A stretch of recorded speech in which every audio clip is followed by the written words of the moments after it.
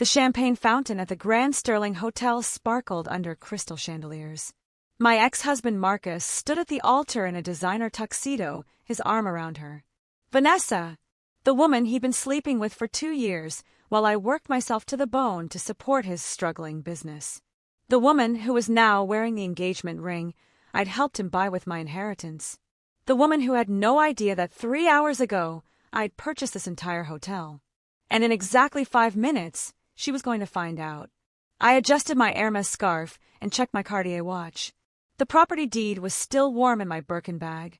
After 18 months of them thinking I was living in poverty, scraping by on food stamps, this moment was going to be delicious. My lawyer stood beside me in the back of the ballroom, briefcase in hand. The hotel manager kept glancing nervously at his phone, waiting for my signal. Marcus had no idea that the broke ex-wife he discarded was actually sitting on a $47 million trust fund. He had no idea that every tear I'd cried, every plea for alimony he denied, every humiliation he put me through had been carefully documented and calculated. And he definitely had no idea that his perfect wedding day was about to become the single worst day of his pathetic life. The officiant cleared his throat. If anyone has any reason why these two should not be wed, speak now or forever hold your peace. I stood up. My red Louboutins clicked against the marble floor as I walked down the aisle. Every head turned. Marcus's face went from confusion to horror in 3 seconds flat. Actually, I said, my voice carrying through the stunned silence, I have several reasons. But first, let me introduce myself properly. I pulled out the property deed and held it up for everyone to see. I'm the new owner of this hotel. And this wedding is officially over. Let me tell you how I got here. My name is Elena Moreno, and 6 years ago, I married the man I thought was my soulmate, Marcus Reeves. Charming, ambitious, with a smile that could light up a room and promises that sounded like poetry. He told me he was building a tech startup, that he just needed a little help to get it off the ground, that once his company took off, we'd have everything we ever dreamed of. I believed every word. I worked 2 jobs. I emptied my savings. I took out a loan against my grandmother's house. I gave him $180,000 over 4 years. Every penny I earned as a marketing director during the day and a freelance consultant at night went into our future. While he attended networking events and investor meetings, I ate ramen for dinner and wore the same 3 outfits to work on rotation. And the whole time, he was spending my money on another woman. But I'm getting ahead of myself. Let me take you back to the beginning, to the moment I realized my entire marriage was built on lies. It was a Tuesday evening in September, just after our 5th wedding anniversary. Marcus had taken me to a nice restaurant, ordered expensive wine, told me how much he appreciated everything I'd done for him. He even bought me flowers. Roses. My favorite. Baby, the prototype is almost ready, he said, holding my hand across the table. The investors are really interested. I can feel it. We're so close. Just a little more time. I smiled. I always smiled. Of course, honey. Whatever you need. At home that night, I logged into our joint bank account to transfer another $3,000 from my paycheck. That's when I saw it. A charge for $8,500 at Tiffany & Company. Posted 3 days ago. 3 days before our anniversary. The same day he told me he couldn't afford to buy me a gift this year because the business needed every dollar. My hands shook as I clicked on the transaction history. More charges. Dozens of them. Designer boutiques. Expensive restaurants I'd never been to. A luxury spa. Hotel rooms. All on the credit card that was supposed to be for business expenses only. I sat there in our tiny apartment, the apartment I'd been paying rent for alone while he reinvested everything into the company, and I felt something crack inside my chest. The roses he'd given me were already wilting in their cheap plastic wrapper. I didn't confront him. Not yet. Instead, I started digging. I hired a private investigator named Claire. She was expensive, but I took the money from my emergency fund. The fund I'd been building in secret because something in my gut had been whispering warnings for months. Most cases like this take about 2 weeks, Claire told me in her office. I'll need photos, locations, any suspicious behavior you've noticed. It took 3 days. 3 days before Claire sent me a folder with 47 photos. Marcus with a woman. A beautiful woman with long black hair and designer clothes. Vanessa, his business partner. The woman he'd introduced me to at a networking event 2 years ago.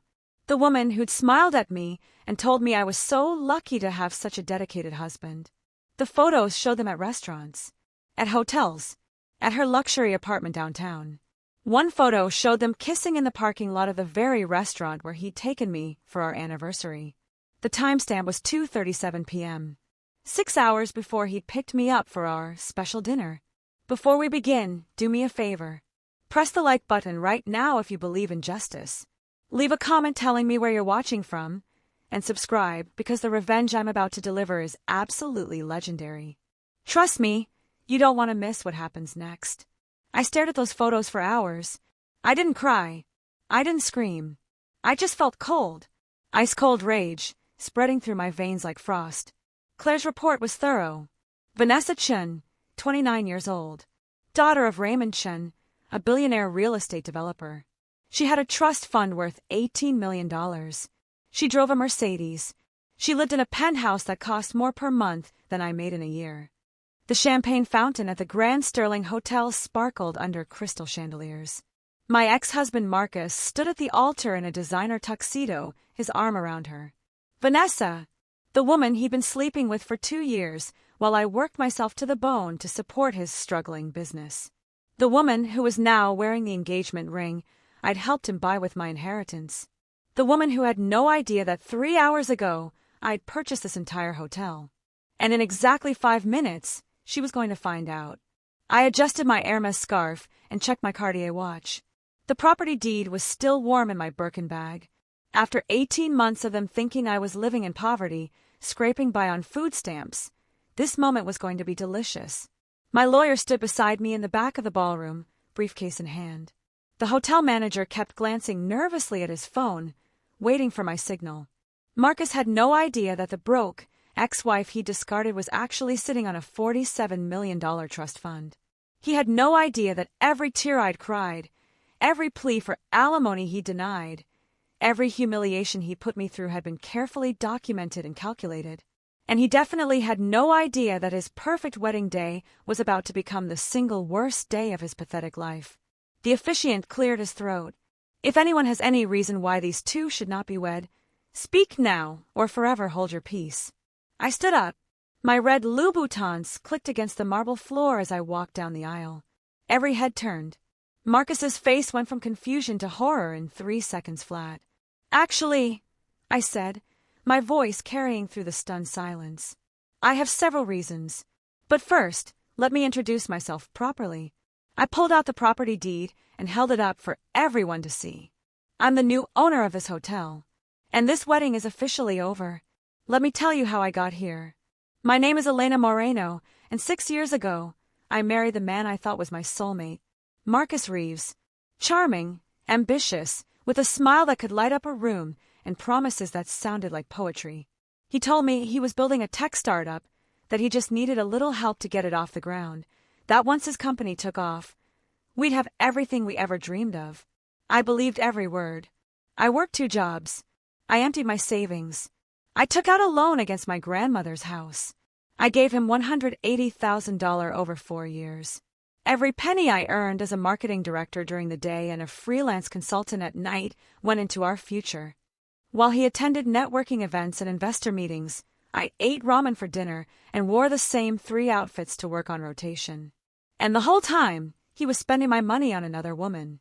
But I'm getting ahead of myself. Let me take you back to the beginning, to the moment I realized my entire marriage was built on lies. It was a Tuesday evening in September, just after our 5th wedding anniversary. Marcus had taken me to a nice restaurant, ordered expensive wine, told me how much he appreciated everything I'd done for him. He even bought me flowers. Roses. My favorite. Baby, the prototype is almost ready, he said, holding my hand across the table. The investors are really interested. I can feel it. We're so close. Just a little more time. I smiled. I always smiled. Of course, honey. Whatever you need. At home that night, I logged into our joint bank account to transfer another $3,000 from my paycheck. That's when I saw it.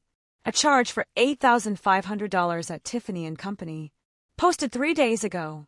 3 days before our anniversary. The same day he told me he couldn't afford to buy me a gift this year because the business needed every dollar. My hands shook as I clicked on the transaction history. More charges. Dozens of them. Designer boutiques. Expensive restaurants I'd never been to. A luxury spa. Hotel rooms. All on the credit card that was supposed to be for business expenses only. I sat there in our tiny apartment, the apartment I'd been paying rent for alone while he reinvested everything into the company, and I felt something crack inside my chest. The roses he'd given me were already wilting in their cheap plastic wrapper. I didn't confront him. Not yet. Instead, I started digging. I hired a private investigator named Claire. She was expensive, but I took the money from my emergency fund. The fund I'd been building in secret because something in my gut had been whispering warnings for months. Most cases like this take about 2 weeks, Claire told me in her office.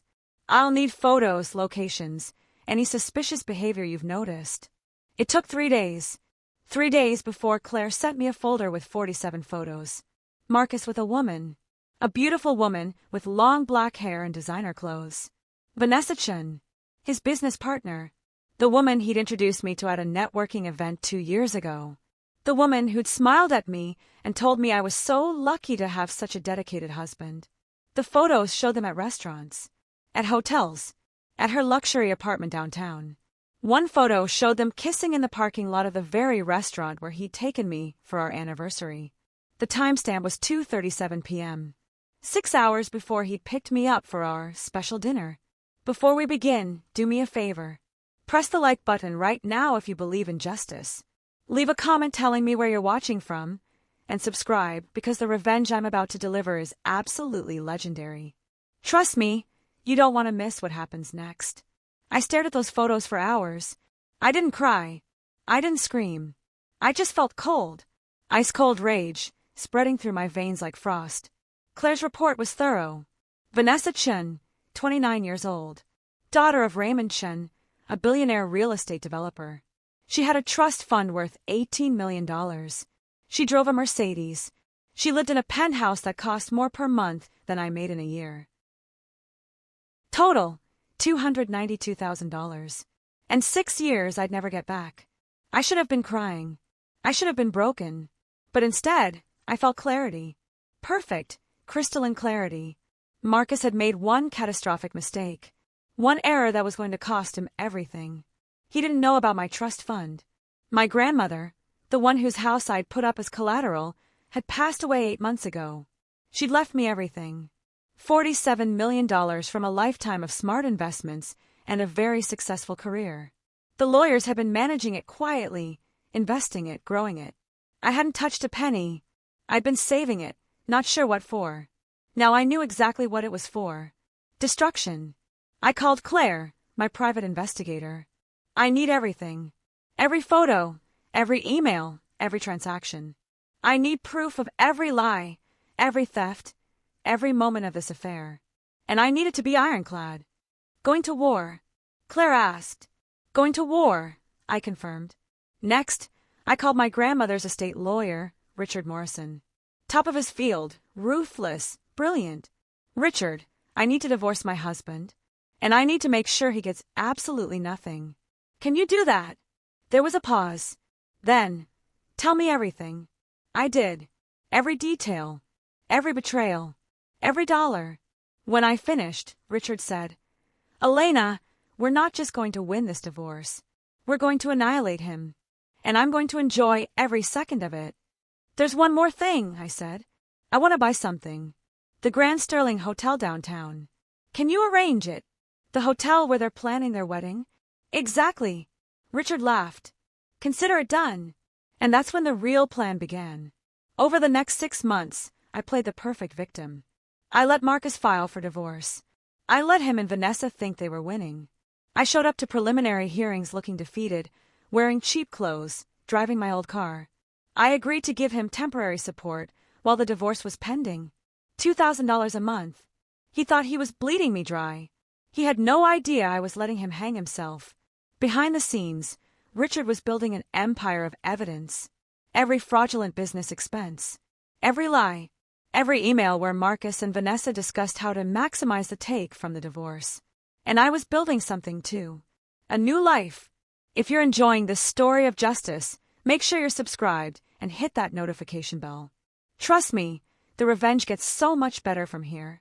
Your support means everything to this channel. I got promoted at work. Senior Marketing Director. $180,000 salary. I'd been excelling, throwing myself into my career while Marcus thought I was crumbling. I bought new clothes, designer suits. I started going to the gym. I got my hair done professionally. I took myself to expensive restaurants just to remember what it felt like to be treated well. And I watched Marcus and Vanessa plan their dream wedding. The Grand Sterling Hotel. 250 guests. A $150,000 budget, mostly funded by Vanessa's father, but Marcus was contributing $30,000. Money he'd gotten from me in temporary support. They sent out save the dates. They posted about it on social media. Vanessa started a wedding Instagram account. 18 months until happily ever after, the caption read. I smiled every time I saw it. Because 3 months before their wedding date, I bought the hotel. Richard handled it through a shell corporation. The purchase price was $34 million. The previous owners were thrilled. The deal closed in 48 hours. Suddenly, I owned the venue where my ex-husband was planning to marry his mistress. The hotel manager, a sharp woman named Patricia, met with me privately. Mrs. Moreno, she said, I've been briefed on the situation. What would you like to do? I smiled. Let them keep planning. Don't change anything. Let them think everything is fine. Until the day of the wedding. And then we pull the plug. Completely. But not before they've invested everything. Patricia's eyes gleamed. I've been in hospitality for 30 years. This is going to be the most satisfying cancellation I've ever executed. The divorce proceedings were brutal. Marcus's lawyers, provided by Vanessa's father, came at me hard.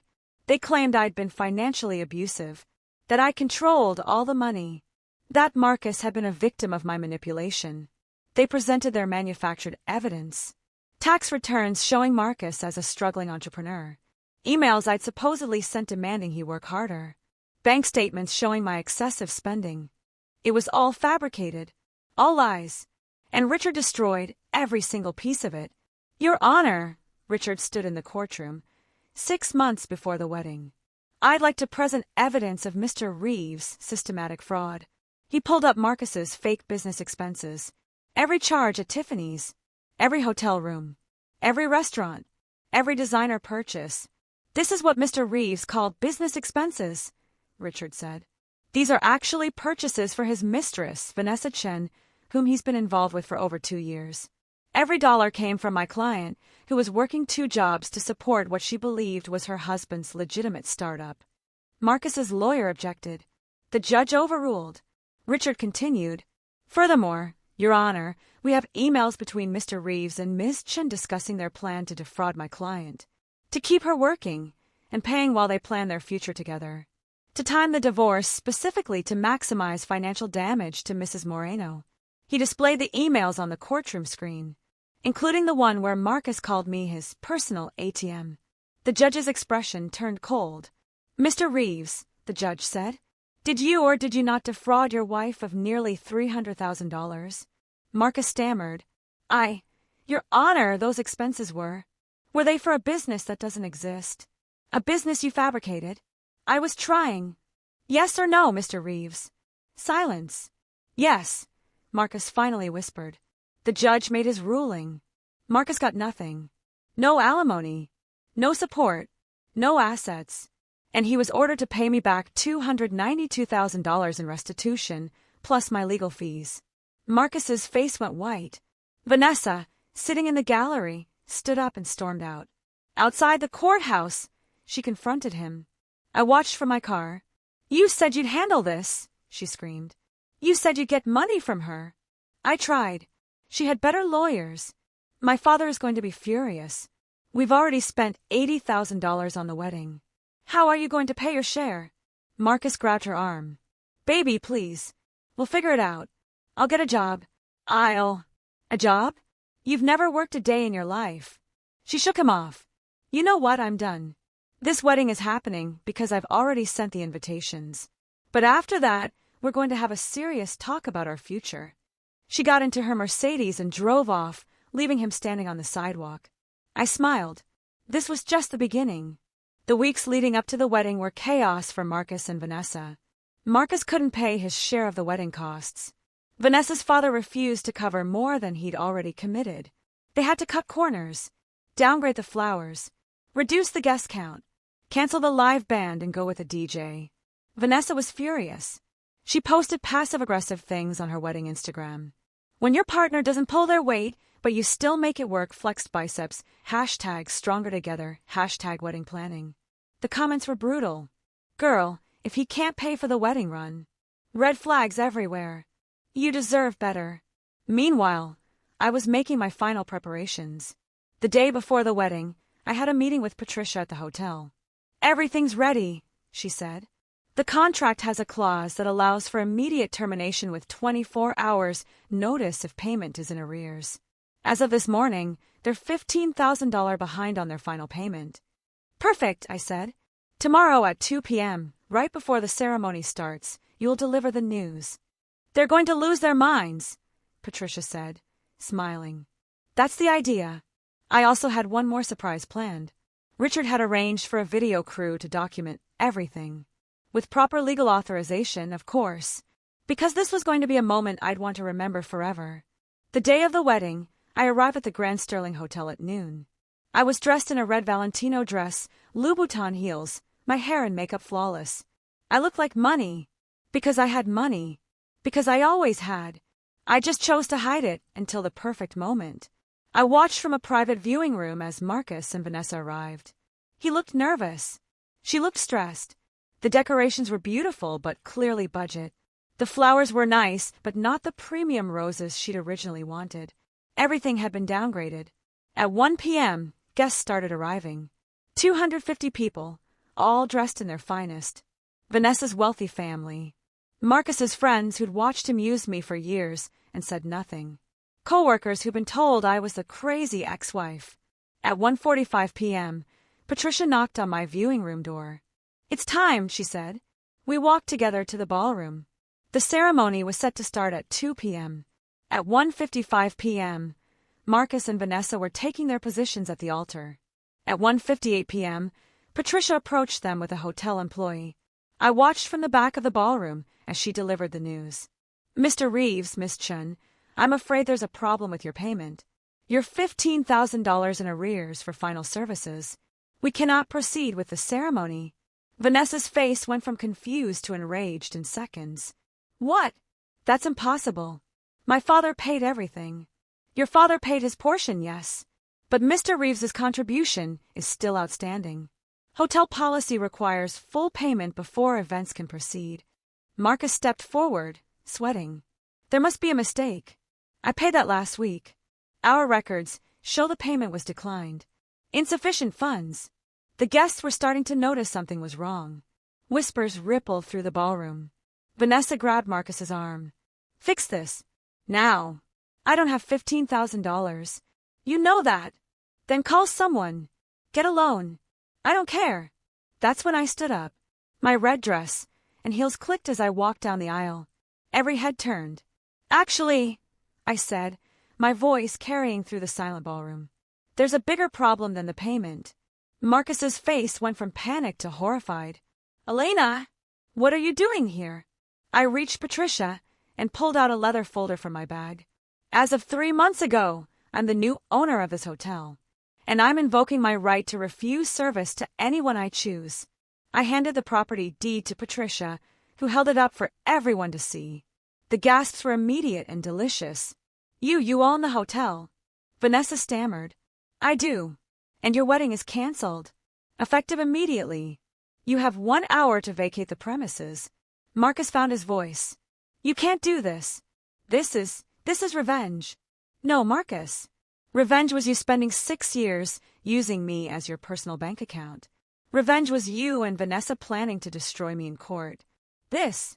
I gestured to the ballroom, the flowers, the guests. This is just business. I turned to address the crowd. 250 people staring at me in shock. For those of you who don't know me, I'm Elena Moreno, Marcus's ex-wife, the woman he told you was crazy, controlling, and financially abusive. I smiled, but let me tell you the truth. Richard appeared beside me with a laptop. He connected it to the hotel's projection system. On the massive screen behind the altar, Marcus and Vanessa's emails appeared. Every conversation about using me, every plan to defraud me, every cruel joke at my expense. The crowd read in silence. I watched faces change from confusion to disgust. For 6 years, I continued, I worked 2 jobs to support Marcus. I gave him $292,000, believing he was building a business. But there was no business. Just him and Vanessa, spending my money, planning their future, and laughing at how stupid I was. I played an audio recording. Marcus and Vanessa at the networking event, after I'd left. God, she's so pathetic.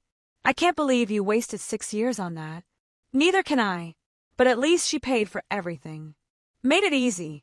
The guests looked at Marcus with horror. Some started to leave. Vanessa's father, Raymond Chun, stood up. His face was purple with rage. Vanessa. Outside. Now. Daddy, I can explain. Outside. They left. I could hear shouting in the lobby. Marcus stood at the altar, completely destroyed. Elena, please. I'm sorry.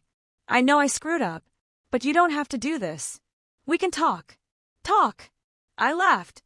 Like we talked when you were stealing from me. Like we talked when you and Vanessa were planning to take me for everything I had. I stepped closer. No, Marcus. We're done talking. I pulled out another document. This is a lawsuit.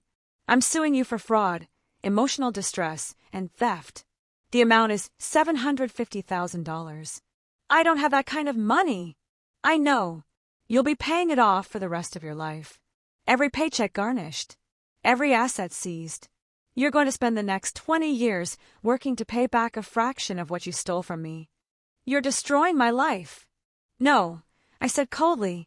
I'm just giving you exactly what you gave me. Except I'm doing it in 1 day instead of 6 years.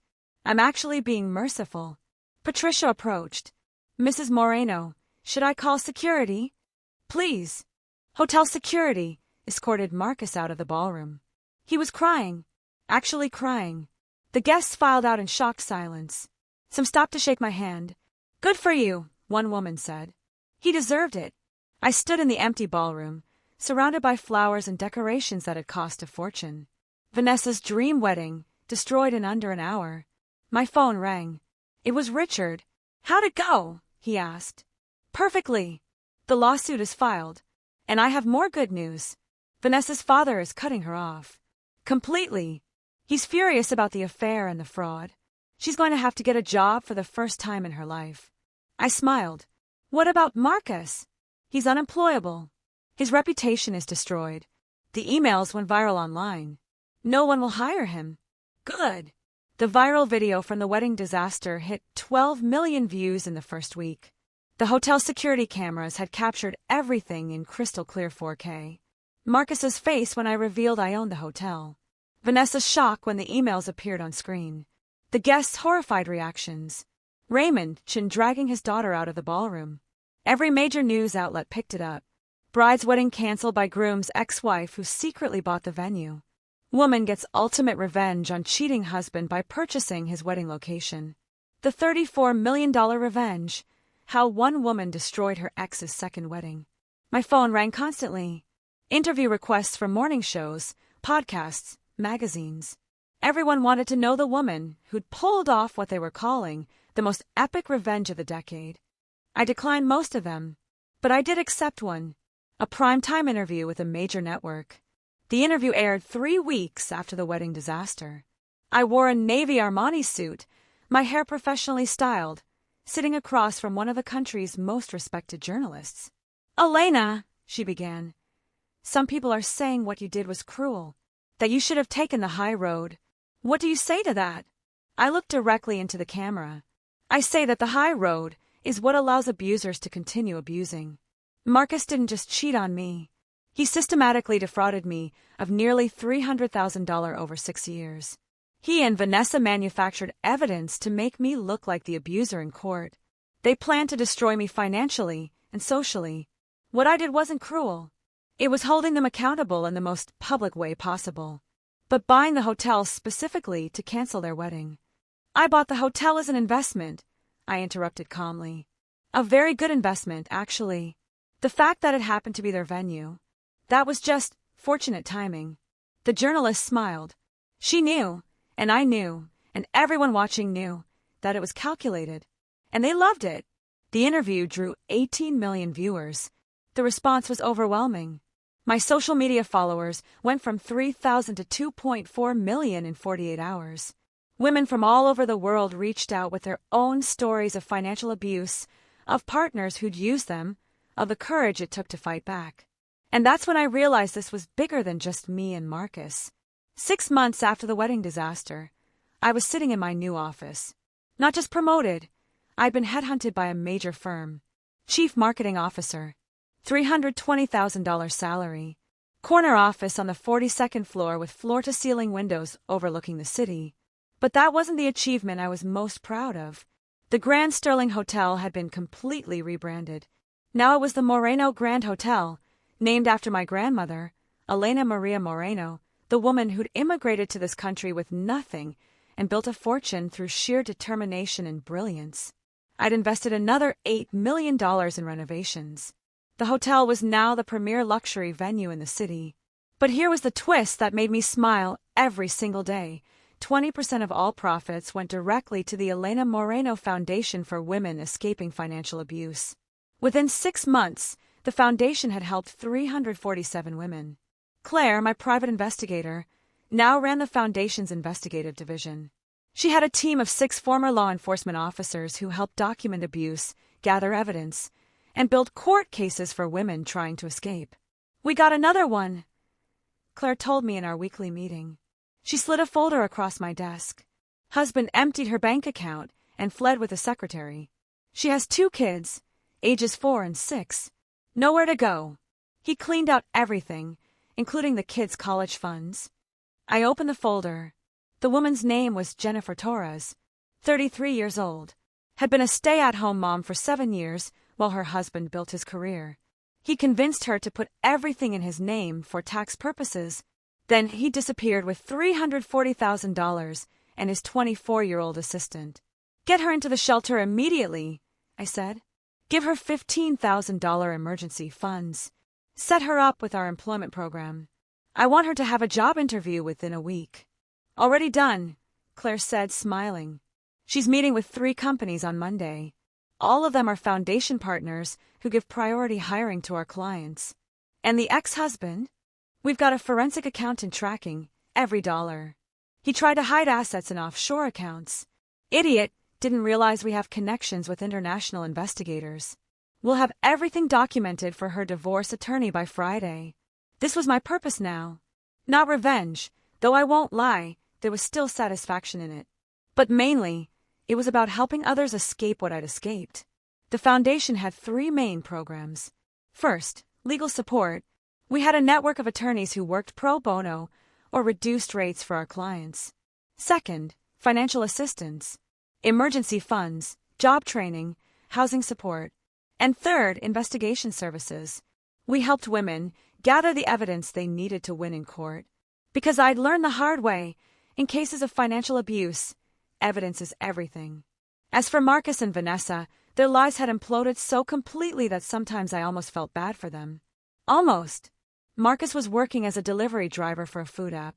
Minimum wage plus tips. His wages were garnished for the lawsuit. 30% of every paycheck went directly to me to pay off the $750,000 judgment. At his current income, he'd be paying for approximately 23 years. He'd moved back in with his mother in her small 2-bedroom apartment in a suburb 40 minutes outside the city. At 35 years old, he was sleeping on a pull-out couch in her living room. I knew all this because Claire still kept tabs. Know your enemy, she always said. But Marcus wasn't my enemy anymore. He was just pathetic. His mother, Patricia Reeves, had called me 2 months after the wedding disaster. I almost didn't answer, but curiosity got the better of me. Elena, she said, her voice shaking. I need you to know I had no idea what Marcus was doing to you. If I'd known, I would have stopped it. I said nothing. Just waited. He's destroyed, she continued. He can barely function. He cries every night. He knows he ruined his life. Good, I said simply. Please, Patricia begged. Isn't there any way you could reduce the lawsuit amount? He'll never be able to pay $750,000. It's destroying him. Patricia, I said, my voice cold. Your son stole nearly $300,000 from me. He emotionally abused me for 6 years. He and his mistress tried to destroy me in court. The lawsuit is for more than he stole because I want him to understand consequences. Real, lasting, permanent consequences. But 23 years is less time than I would have wasted if I'd stayed with him. Consider it a bargain. She started crying. He's my son, and I was his wife, the woman who loved him, supported him, believed in him. He threw me away like garbage. Now he gets to live with that choice. I hung up. I didn't feel guilty. Not even a little bit. Vanessa's situation was equally satisfying to observe. Raymond Chun, her billionaire father, had completely cut her off. Not just financially, he'd publicly disowned her. He released a statement to the press. My daughter's actions regarding Mrs. Moreno are inexcusable. I raised her to have integrity and respect. She has failed on both counts. She will receive no further support from me until she makes genuine amends for the harm she's caused. The statement went viral. Vanessa became a social pariah among the wealthy elite she'd grown up with. She'd gotten a job as a receptionist at a dental office. $16 an hour. No more designer clothes. I'd heard through mutual acquaintances that she'd had to sell most of her wardrobe to pay rent. No more luxury penthouse. She was living in a 400-square-foot studio apartment in a building with broken elevators and sketchy plumbing. Her Instagram account, which used to showcase her lavish lifestyle to 340,000 followers, was now private. The last public post before she locked it was from the day after the wedding disaster. It was a black screen with white text. I'm sorry. The comments were brutal. Sorry you got caught, you mean? You destroyed that woman's life and now you're sorry. The only thing you're sorry about is that your free ride is over. Karma is a queen and her name is Elena Moreno. That last comment had 47,000 likes. I'd heard from a former colleague that Vanessa tried to get her job back at the marketing firm where she'd worked before becoming a full-time influencer, translation, living off daddy's money. They turned her down. The viral video had made her unemployable in any professional setting. No one wanted to hire the woman who'd helped defraud a colleague and then got exposed in the most public way possible. Marcus and Vanessa had broken up exactly 3 weeks and 2 days after the failed wedding. Claire's sources said it happened in the parking lot of his mother's apartment building. Vanessa had shown up demanding to know how he planned to fix this. Marcus had told her there was nothing to fix. His life was over. You ruined everything. Vanessa had screamed. I ruined everything. Marcus had shouted back. You're the one who said Elena would never fight back. You said your dad's lawyers would crush her. You said we'd take her for everything. Because you told me she was weak and stupid. She was. I don't know what happened. What happened is she played us. Vanessa had hissed. She played us for 18 months. She let us think she was broke while she was sitting on $47 million. And we were too stupid to notice. That fight had ended with Vanessa throwing her engagement ring, the $8,500 Tiffany ring purchased with my money, into a storm drain and driving away. They hadn't spoken since. 3 months after the wedding disaster, I did an interview with a major women's magazine. They wanted to feature me in their Women Who Won issue. The photo shoot was at the Moreno Grand Hotel, in the very ballroom where I'd destroyed Marcus's wedding. I wore a white Tom Ford suit, power personified. The journalist asked me the question everyone wanted to know. Do you regret any of it? The public exposure, the hotel purchase, the lawsuit. I thought about it for a moment. Really thought about it. No, I said finally, because if I'd taken the high road and quietly divorced him, Marcus would have moved on to his next victim. He would have married Vanessa, continued his pattern of using women, and faced no real consequences. By exposing him publicly, I made sure everyone knows exactly who he is. He can't charm another woman into supporting him because they'll Google his name and find the whole story. So it was about protecting other women? Partially. But I'd be lying if I said it was entirely altruistic. It was also about justice. About him understanding that he can't just use people and walk away unscathed. And the foundation? I smiled. That's the part I'm most proud of. The wedding disaster went viral, yes. But I leveraged that attention to build something meaningful. The foundation has helped hundreds of women. We've provided legal support, emergency housing, job training, and investigation services. We've helped women leave abusive situations and rebuild their lives. So you turned your pain into purpose. Exactly. The magazine hit stands 2 weeks later. My face on the cover, the headline reading, Elena Moreno, the woman who turned $300,000 theft into a $50 million empire. Because that's what had happened. The foundation, the hotel, my new position, the book deal I just signed, all of it combined was worth approximately $50 million in assets and future earnings. I'd turned Marcus's betrayal into the catalyst for the most successful period of my life. The hotel business was thriving. After the viral wedding disaster, every bride in the city wanted to get married at the Moreno Grand Hotel. We were booked solid for the next 18 months. The irony was delicious. The venue that was supposed to host Marcus and Vanessa's dream wedding was now the most sought-after location in the city. And every single wedding, every anniversary party, every gala held at the hotel generated profit that went toward helping abuse survivors. Marcus's greatest betrayal had become my greatest triumph. 4 months after the wedding disaster, I got an unexpected visitor at my office. My assistant buzzed me. Ms. Moreno, there's a Vanessa Chin here to see you. She doesn't have an appointment, but she says it's urgent. I almost told my assistant to send her away. But curiosity won. Send her in. Vanessa walked into my office looking nothing like the glamorous woman who'd mocked me at that networking event. Her clothes were off the rack. Her hair wasn't professionally styled, and she looked exhausted. Most striking was the look in her eyes, defeat. She stood in front of my desk, not sitting even though I gestured to the chair. "Thank you for seeing me," she said quietly. I said nothing. Just waited. I came to apologize. Really apologize. Not the bullshit Instagram apology I posted. A real one. "I saw that apology," I said. "Right before you locked your account because the comments were destroying you." She flinched. I deserved every word. "Yes, you did." Vanessa took a shaky breath. "I know you have no reason to forgive me. What I did was inexcusable. I helped Marcus steal from you. I mocked you. I participated in trying to destroy you in court. I was cruel and vindictive, and I did it all because—" She paused. "Because I thought I was better than you. You thought you were better than me because you had money you didn't earn," I said coldly. "Yes." She looked down. "My whole life, I've never had to work for anything. Everything was handed to me. And when I met Marcus and he told me about you, about how you were just a marketing director, how you were supporting him, how you were so naive, I thought you were pathetic. I know. I heard the recording." Vanessa closed her eyes. "I know. Everyone heard it. It's been viewed 12 million times. 14 million as of this morning," I corrected. "I lost everything," Vanessa said.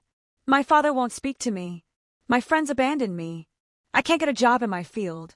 I'm working as a receptionist making $16 an hour. I had to sell almost everything I owned to pay rent.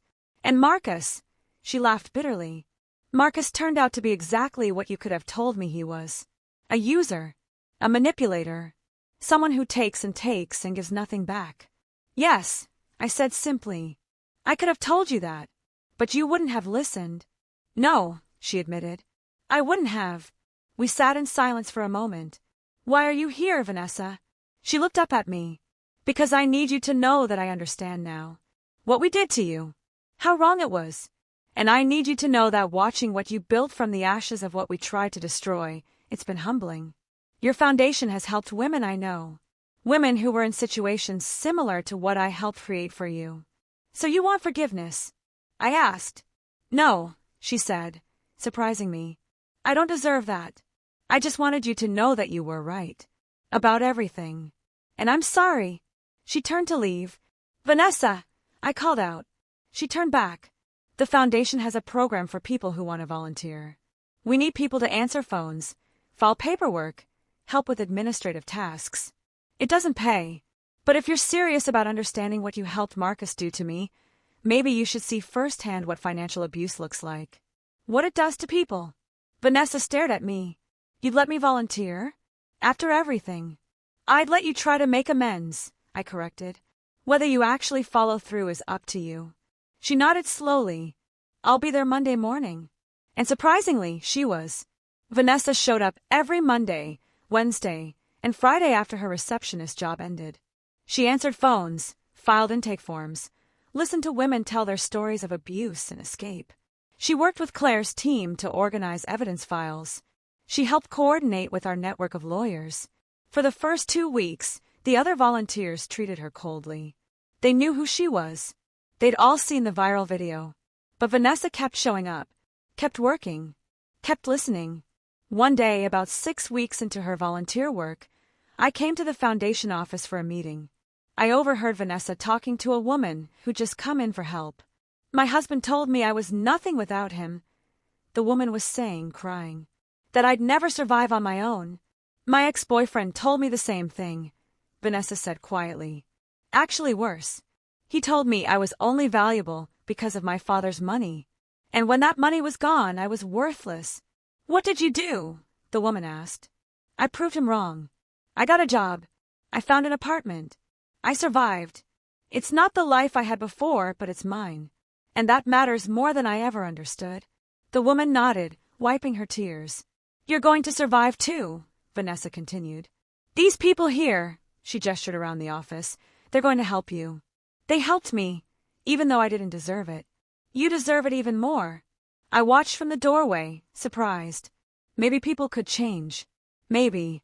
I didn't forgive Vanessa, but I respected that she was trying to earn something that could never be given back. 5 months after the wedding disaster, the lawsuit went to court for final judgment. Marcus's lawyer, a public defender because he couldn't afford anyone else, tried to argue for a reduced amount. "Your Honor, my client simply cannot pay $750,000. It's an unreasonable sum that will burden him for the rest of his life." Richard Morrison, my attorney, stood up. He was wearing a suit that cost more than Marcus made in 3 months. "Your Honor, the defendant systematically defrauded my client of $292,000 over 6 years. He lied about having a business. He forged expense reports. He manipulated her emotionally while stealing from her financially. The lawsuit amount includes the original theft plus damages for emotional distress, lost opportunities, and punitive damages to ensure he never does this to another woman. The defendant is currently making minimum wage. Because he has no skills, no education, and no work history," Richard interrupted. "Because he spent 6 years pretending to run a business that didn't exist, instead of building an actual career. That is not my client's problem. That is the consequence of his choices. The judge ruled in our favor. Full amount, $750,000 plus court costs and legal fees. Marcus's total debt to me, $847,000. His mother sobbed in the courtroom. Marcus just sat there, completely broken. After the ruling, I walked past him in the courthouse hallway. He looked up at me, his eyes red. "Elena," he said, "please, can we talk?" "No," I said simply and kept walking. Behind me, I heard him say, "I'm sorry. I'm so sorry." I didn't turn around. 6 months after the wedding disaster, the book deal I'd signed was announced publicly. From Fraud to Freedom: How I Turned Financial Abuse into a $50 million Empire by Elena Moreno. The publisher had offered me a $1.2 million advance. I'd accepted on the condition that 50% of royalties go to the foundation. The book would tell the whole story: the marriage, the betrayal, the investigation, the divorce, the hotel purchase, the wedding disaster, the foundation. Everything. My literary agent said it would be a bestseller. The pre-orders were already massive. Marcus called my office when the announcement hit the news. My assistant transferred the call before I could tell her not to. "You're writing a book about me?" His voice was panicked. "I'm writing a book about financial abuse and recovery. You're just the example." "Elena, please. Everyone already knows everything. The video has 14 million views. Do you really need to write a book too?" "Yes," I said, "because the video showed what happened. The book will show why it matters." It'll show other women how to recognize the warning signs, how to gather evidence, how to fight back legally. Your role in my story is just the catalyst. I'll be unemployable for the rest of my life. You're already unemployable. The book won't change that. Please don't do this. You didn't ask for my permission when you stole from me, I said coldly. Why should I ask for yours when I tell the truth about it? I hung up. The book launched 8 months after the wedding disaster. It debuted at number 2 on the New York Times bestseller list. Within 3 weeks, it hit number 1. The reviews were overwhelming. Women shared the book on social media with long posts about their own experiences with financial abuse. Book clubs across the country chose it for their monthly reads. I was invited to speak at universities, conferences, corporate events. The foundation's donations tripled. We were able to open 2 more shelter locations and hire a full-time staff of 20 people. Marcus's mother called me after the book launch. I answered out of morbid curiosity. How could you? Patricia sobbed. You've destroyed him. Completely destroyed him. No, Patricia. Marcus destroyed himself. I just documented it. He's had a breakdown. He's in therapy now. He can barely function. Good. Maybe therapy will help him understand what he did wrong. He knows what he did wrong. He's sorry. Sorry doesn't return 6 years of my life. Sorry doesn't return $292,000. Sorry doesn't undo the trauma of being systematically lied to and manipulated. Sorry is just a word, Patricia. It doesn't mean anything without change behavior. What do you want from him? Nothing. I said honestly. I don't want anything from Marcus. I want him to pay his court-ordered restitution, and then I want him to disappear from my consciousness entirely. He's not my problem anymore. You're cruel, she said. No, I corrected. I'm done being his victim. There's a difference. I hung up and blocked her number. 9 months after the wedding disaster, I was featured on the cover of Forbes magazine. The 30 Under 40, Elena Moreno's journey from financial abuse victim to multi-million-dollar empire builder. The photo shoot was at the Moreno Grand Hotel.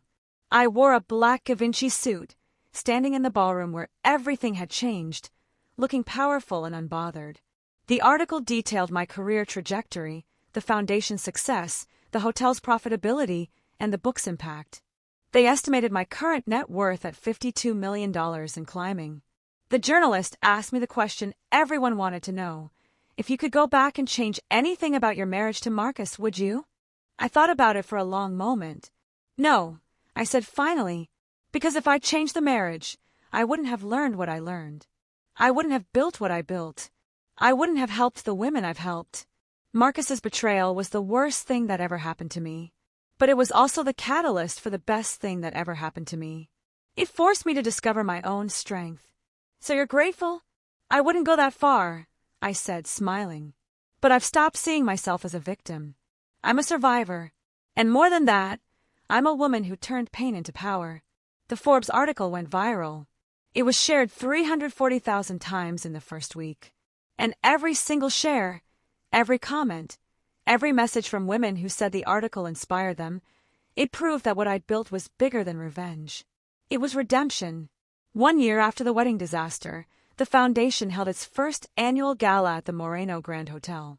500 guests attended. Donors, supporters, women we'd helped, celebrities, business leaders, politicians. The ballroom was transformed into an elegant showcase of what we'd built. The keynote speaker was Jennifer Torres, the woman with 2 kids whose husband had stolen $340,000. The woman Claire had brought to my attention in one of our first meetings after the wedding disaster. Jennifer walked onto the stage in a beautiful dress, confident and radiant. "A year ago," she began, "I was living in a shelter with my 2 children. My ex-husband had stolen everything. Our savings, the kids' college funds, everything. I had $47 in my bank account. I didn't know how I was going to feed my children." Her voice was strong, clear. The Elena Moreno Foundation gave me $15,000 in emergency funds. They helped me find a job. They provided daycare for my kids. They connected me with a lawyer who helped me win my divorce case and recover most of what was stolen. And most importantly, they showed me that I wasn't worthless, that I wasn't stupid for trusting someone who betrayed me, that I was strong enough to rebuild. She looked directly at me in the audience. Today, I have a career I love. I make $75,000 a year. My kids are thriving. I bought a house last month. And all of it started because one woman decided to turn her pain into purpose. The ballroom erupted in applause. After her speech, Jennifer came to my table. She hugged me, crying. "Thank you," she whispered. "Thank you for saving my life." "You saved your own life," I said. "I just gave you the tools." That night, the foundation raised $3.2 million in donations. Money that would help hundreds more women escape abuse and rebuild their lives. As I stood in the ballroom later, after most guests had left, I thought about the journey. 1 year ago, I'd stood in this exact spot and destroyed Marcus's wedding. I'd exposed his lies, canceled his venue, humiliated him in front of 250 people. It had been satisfying. God, it had been satisfying. But this, standing here surrounded by the evidence of lives changed, women saved, futures rebuilt, this was better. This was legacy. My phone buzzed. A text from an unknown number. I saw the gala on the news. "What you've built is incredible. I wish I could have been the man you deserved. I'm sorry I wasn't. M. Marcus." Still watching from whatever small corner of the world he inhabited. I stared at the text for a long moment. Then I deleted it without responding. Because that's the thing about moving on. It's not about forgiving them. It's not even about forgetting what they did. It's about reaching a point where their opinion, their apology, their regret doesn't matter anymore. I didn't need Marcus's apology. I didn't need his acknowledgement. I didn't need anything from him at all. I had built an empire from the ashes he'd left behind. I had helped hundreds of women escape situations like mine. I had proven to myself and the world that I was never the weak, pathetic victim he thought I was. And that was enough. More than enough. It was everything. 1 year after the failed wedding, I was featured in a business magazine. How Elena Moreno built an empire from betrayal. The article told the whole story. My marriage. The fraud. The divorce. The hotel purchase. The foundation. Everything. It went viral. Millions of people read it. The response was overwhelming. Women from all over the world reached out. They shared their stories. They thanked me for speaking up. They told me I'd inspire them to leave their own abusive situations. And a few men reached out too. Good men who'd been used and discarded. The foundation started helping them as well. But one person who reached out surprised me. Marcus. He sent a letter to my office. My assistant almost threw it away, but I told her to let me see it. The letter was handwritten. 5 pages. It started with an apology. "Elena, I know I don't deserve your forgiveness. I know what I did was unforgivable. I destroyed you because I was weak and greedy and thought I was entitled to your success." He detailed every lie, every theft, every betrayal. He took full responsibility. "Losing you was the biggest mistake of my life," he wrote. "Not because of your money. Because of who you are. You were loyal, devoted, loving. You gave me everything, and I threw it away for someone who left me the second things got hard." The letter ended with, "I don't expect you to forgive me.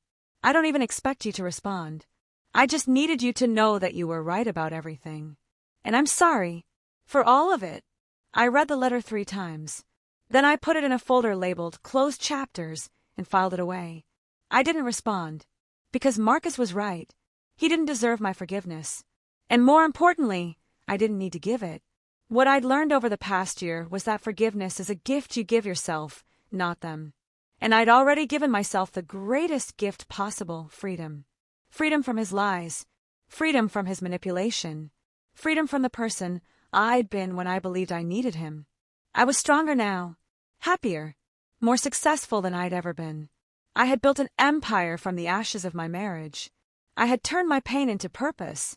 I had helped hundreds of women escape the same trap I'd been caught in. And most importantly, I'd learned my worth.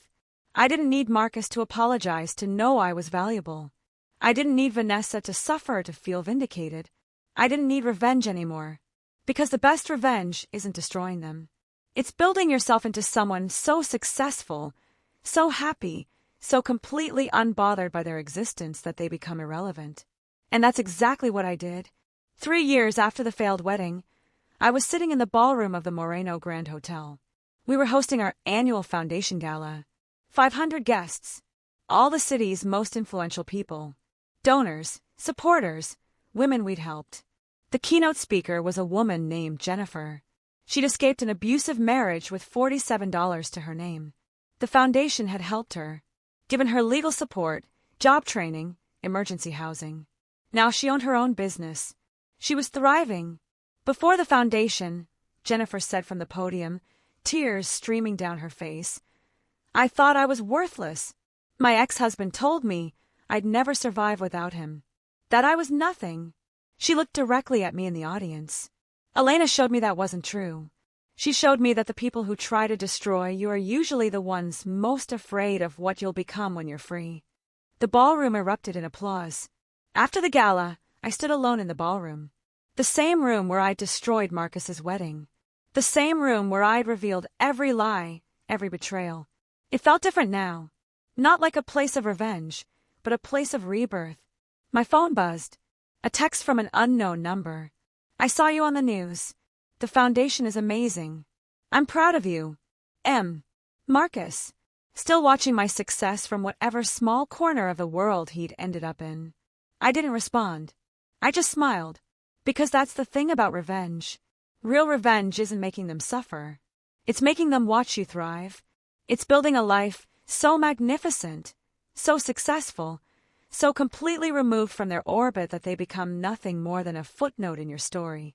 Marcus would spend the rest of his life watching me succeed, watching me help others, watching me build an empire, and he would always know that he had his chance.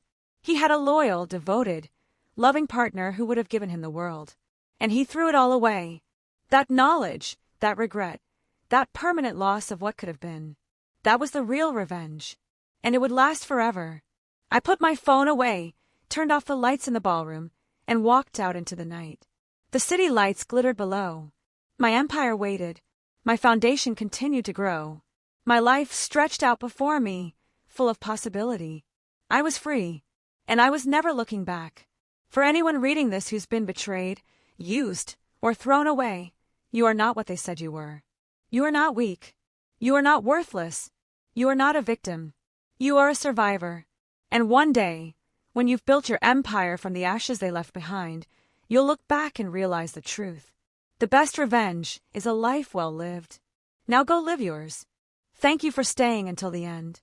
If this story gave you the justice you needed to see, check out the other videos on screen. They're just as satisfying. And if you haven't subscribed yet, what are you waiting for? See you in the next story.